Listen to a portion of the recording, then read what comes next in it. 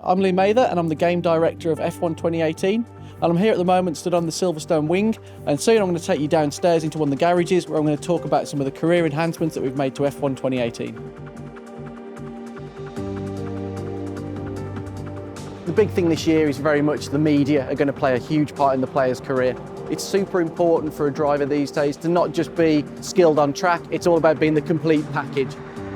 In F1 2018 we've got a new media character called Claire, and she will approach you at various points to ask you questions that are relevant to what's going on through the season. And this could relate to multiple things. It could be on contract moves, it could be on performances in races, it could be on your teammate, on other drivers. The player's going to need to really take into consideration how that impacts on not only the morale of the team, so certain departments will feel demotivated, the time and the price or the unreliability of upgrades will increase, but also how other teams in the paddock perceive them. So it may be that a certain team would like to see a driver who's a great sportsman, demure and good in front of the press, doesn't ever rock the boat, doesn't say anything nasty about anybody, even under high pressure situations. Or it may be that you want somebody who's more of a showman. Some teams really want somebody who's got that character, that effervescence, that buzz with the media, and sometimes they may say things a little bit off the cuff that cause a bit of controversy. As you become reputable in the paddock, you will open up different answers which will allow you to really exert your character within the game.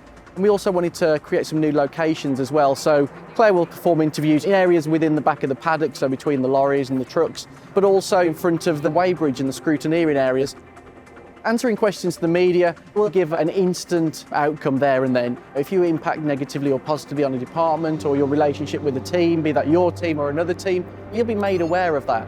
But you've also got to realise, maybe later in the season, these will get pulled up again. And if you've made a promise earlier in the season that you intend to achieve something, that might get pulled up again by the press. You really don't want to make yourself look like an idiot by over-promising, but also you don't want to rubbish people. It's important to maintain a level of professionalism in the game. This is an entirely new system compared to what we did in 2010. It's not built upon any of that technology.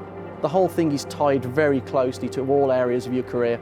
So, for example, something we did last year with the perks system, the player couldn't choose which perks they wanted to unlock. Now you actually use those perks as bargaining tools as part of your contract. You can now task your agent to get you a drive with any particular team. You will then go into a negotiation stage. And this is something that we're actually extending across the whole season as well. So there will be key points in the season where the contract window's open again. So it may be that you take that risk of moving teams during the season. It may be that you move to a team that have got worse R&D than you or a car that doesn't suit you as well. But the perks may look more attractive. You may think that you can progress your career quicker by going to another team. It's super important that I have a value as a player, and that value is really important. If I start to overvalue myself, a team isn't going to go with the contract that I want. If I say I'm going to achieve this and I fail, my value with those teams will go down. In F1 2018, the player will have rivalry with their teammate. That's always the benchmark for how good you are within the team, because obviously you're using exactly the same machinery. But you can also now challenge another rival off the grid. So you can pick who you want to try and beat. And the key thing with that is you can bet your skill level against another driver. If I'm performing reasonably well and I say I'm going to go and beat Lewis Hamilton, I'm going to beat Sebastian Vettel, that's setting your stall out as I'm a strong driver, I can beat the top in the sport.